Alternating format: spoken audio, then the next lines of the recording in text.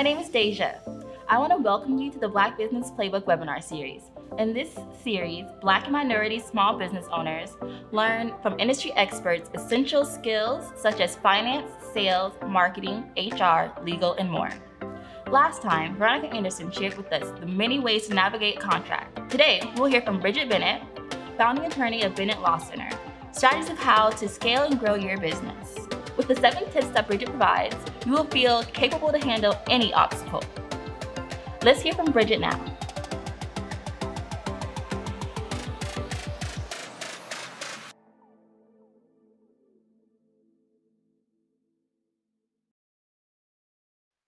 Hello, my name is Bridget Bennett. I am the CEO and founding attorney of the Bennett Law Center located in Orlando and Groveland, Florida.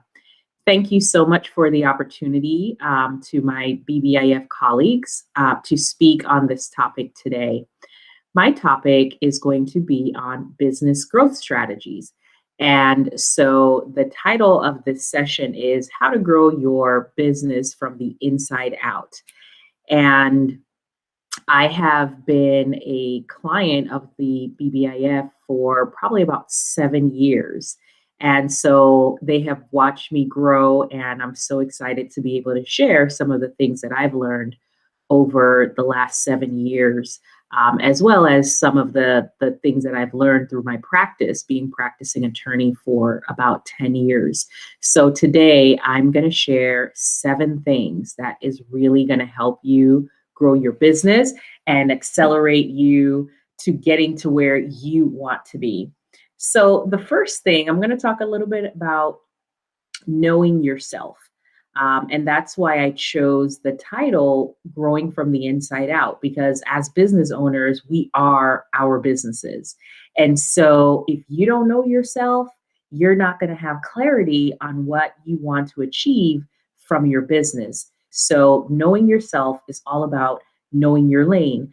When you know yourself and you know what lane you're in, you can accelerate your business. So for example, if you're going to be the practitioner, that's going to mean that you're the person that actually does the work. You're the one, you make the shoes, you do the hair, you go to court, whatever it is, you cook the food, whatever your business is, that's the first step, right? You're the practitioner, you're the person to do the actual thing that people want. Now, if you do that so well, you're going to know that your business is going to grow. And what that means is that it might come a time when you can't handle all the work that you're getting by yourself. And therefore, you're probably at some point going to start adding employees. And when you do that, you must step into role number 2, which is the manager role. So now you've kind of mastered your craft. Now you have other people that are working with you to keep your business going. And you have to manage that. You have to make your expectations of them clear so that they can do the job, do a great job for you. Sometimes you'll run into things where your clients, they don't want the other person, they want you. They're like, you're Ms. Bennett, and I want you to be my lawyer. But that's just not possible because of the level of clients that you might be serving. And then the third level you can get to is where you're the executive, where you are not the manager, you are not the practitioner, you are the executive. You are running the business. Now, the thing about it is, as business owners, we often wear all of these hats all of the time, but I know that that is very, very inefficient, and eventually it will catch up on you. So if you're starting out or if you're in the middle of what you do, know yourself. Which one of these roles gets you excited? Do you like to do the thing? Or do you like to manage a team? Or do you like the entrepreneurial aspect of running your business? So my first step is know thyself. Which one of these are you? If you are clear on this, I promise you, your business is going to grow because you're going to be in the right lane. You're going to be in doing the thing that brings you joy and brings you revenue. The revenue will follow. The second thing I want to share with you is you have to be very, very clear about what you want from your business. It might sound kind of dumb, like, yeah, I'm in business because I want to have a business and I want to be successful. But a lot of times, business owners, we are not clear on exactly why we're in business and what we want to get from the business. So you have to have clear business goals. And I'm not saying go ahead and, write a 10-page business plan about what's going to happen in the next 10 years, the next 3 years. I'm not saying that. But you have to have a definition for yourself as to what you want to get from your business. And it's a very hard thing to do. It's kind of like looking towards the end of the business and asking yourself at the end of the day, what do I want to walk away with? So decide what you want from your business. Is it security? Is it financial benefits? Is it freedom? What is it that you want and what does that look like? So ask yourself, what kind of lifestyle do you want? So then you can start working on your goals in order to get to that ultimate goal. And that'll tell you what you want from your business. So if you want to have $1 million, maybe your profit margin has to be 30% for X number of years to get you that result. So you can start with the big picture and then break it down. And you'll know how much income do you need to generate through your business in order to get you your desired result. And the biggest thing about that, guys, is you have to write it down. So writing it down makes it real and it also holds you accountable. So that is step number 2 in order to have a successful business and be able to grow in your business. Now, step number 3 is critical. Now, remember when I said that if you are so good at what you want to do, your business is going to grow. And because it's going to grow, you're just physically, mentally, you're not going to have the capacity to serve all of the people that are going to be coming to you for your services. So you're going to need help. You're going to need to decide who is going to help you to get where you want to go. So tip number 3 for growth strategies is hiring up, babies. You got to hire up. And I tell you, it is one of the most important things you will do as a business owner. And I will recommend a book to you that absolutely changed how I am hiring. My last hire was phenomenal using this process. So the book is called Who, and it's by a guy named Jeff Smart and Randy Street. It's a fantastic book. You can get it on Amazon. You can get it in Audible. I like to listen to the books as well as read them. So this is one that I have the audio and I have the physical book. But, it talks about how to hire A players. One of the most important things is your ad. When you write your ad and you start putting it out there, it should be attracting the people that you want that will be a good fit for your culture and your company. Ask questions in your ad. Are you the kind of person that likes to do this? Are you the kind of person that has this experience? Do you like to do this or that? And I made it clear I wasn't looking for the regular run-of-the-mill attorney. I wanted a unicorn, someone special, someone rare, and someone who could come in and do exactly what I wanted them to do. And she responded. She was the only person to respond to that ad, but she was the right person because as she's reading my ad, she's checking the boxes. Yeah, that's me. I can do that. I can do that. But anyway, the point is, who you hire is critical to your growth strategy and your success as a business owner. So get that book by Jeff Smart and Randy Street called Who. It will definitely change the trajectory of your business. Now, the 4th thing that will help you to grow as a business owner and as a business is time management. Oh my gosh, don't we all wish there was more time in the day? But there just isn't. It's only 24 hours in every day.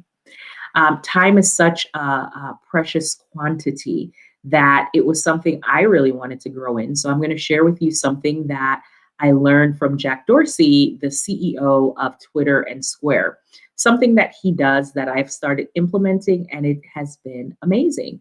I don't know if you're going to be able to do that in your company, but it's something worth considering. So previously, I would have consultations, I'd have, client discussions, I'd have internal staff meeting, I'd have all kinds of stuff all throughout the week on my calendar. So what Jack Dorsey does, along with quite a number of other executives, is that he has special days blocked off in order to get things done and to stay in the lane of really being focused on achieving that outcome. Number 5, how do you grow your business, especially during a pandemic? So I'm going to call this number 5 pandemic pivot. Don't be afraid to pivot. Don't be afraid to change. Don't be afraid of change. Change can be something good. So when the pandemic hit, I used to have probably 25 consults during a week at my office, 25 to 30, depending on what the week was like. During the first week of the pandemic, I was down to 4. Okay, so from 25 to 4, that is concerning, right? And so the potential clients, they were used to coming into my office and meeting with me. And I loved the personal interaction because I'm thinking, okay, if they see me, they meet me, I'm so charismatic, they're gonna fall in love with me and they'll, want to do a contract. So I very rarely did consultations by phone. But guess what? During the pandemic, I had to shift that. Everything had to be done by video.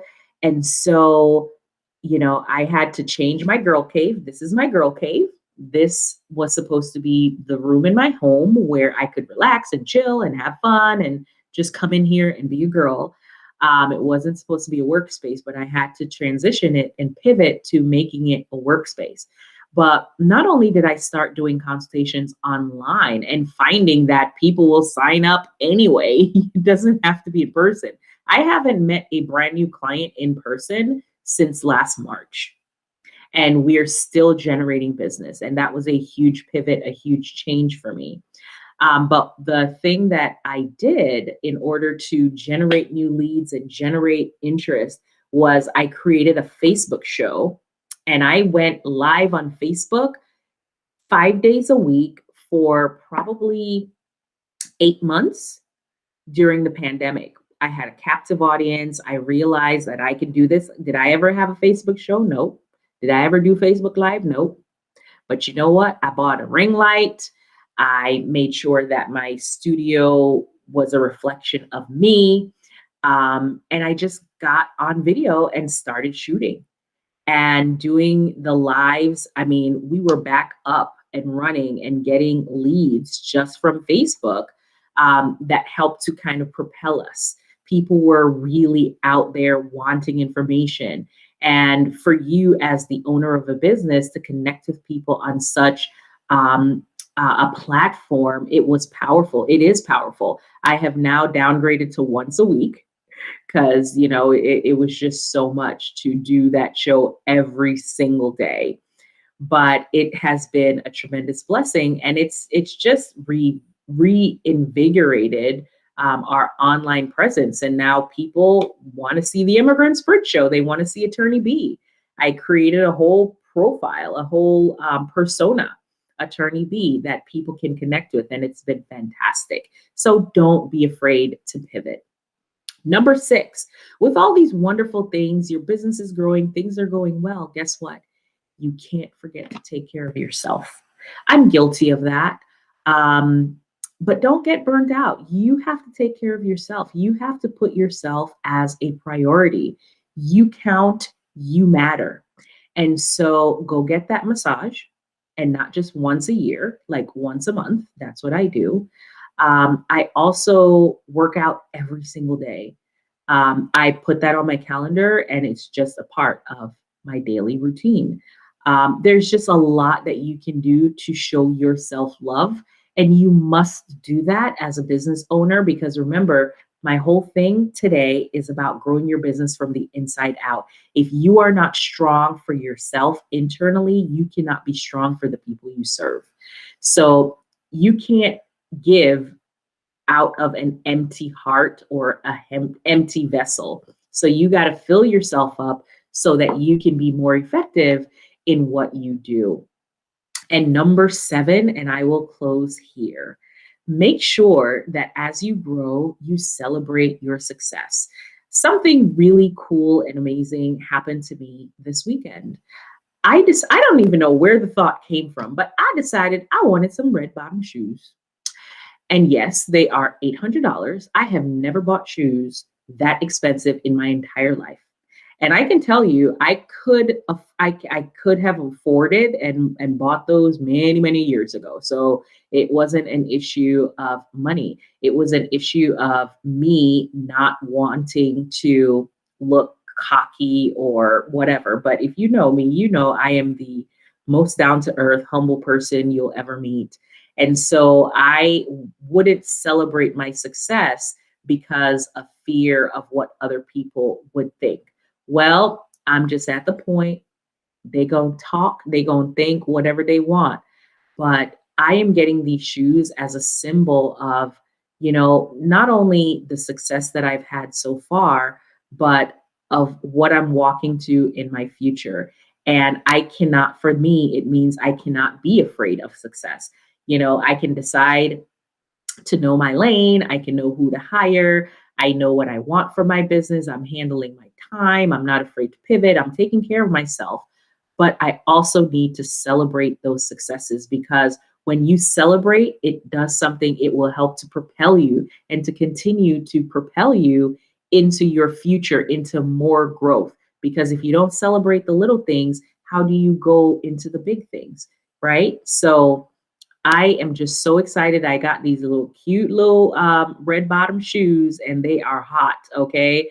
And I'm so excited about that because they are a symbol. They are a reminder to me of how far God has gotten me to and how far I still have to go. So I hope that these 7 things will help you in your business to grow your business. But I do want to say, to make sure that you're growing your business from the inside out. You are a reflection of your business. You are your business. So make sure you're growing internally so that what you're growing from the inside will be reflected externally in your business. So again, I do want to say thank you to the BBIF for this opportunity to speak with you all for a few minutes. And I'm very grateful to be able to share just a few of the things that I have learned. Again, my name is Bridget Bennett, also known as Attorney B. I am the CEO and founder of the Bennett Law Center located in Groveland, Florida and Orlando, Florida. Our telephone number is 352-557-8989. We practice immigration law, business law, real estate law, and estate planning. So if you ever have any needs of those services, we are more than happy to help. God bless you all and wonderful success to you.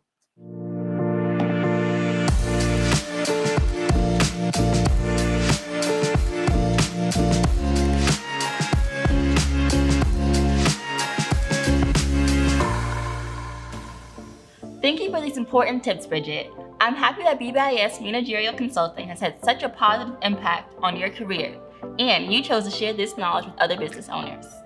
I'm sure the point that you made about being specific about the type of employee that you want on your team rang true for other business owners. Having a great team is what propels your business to the next level. And remember, follow BBIF on social media for updates about upcoming webinar episodes. See you soon.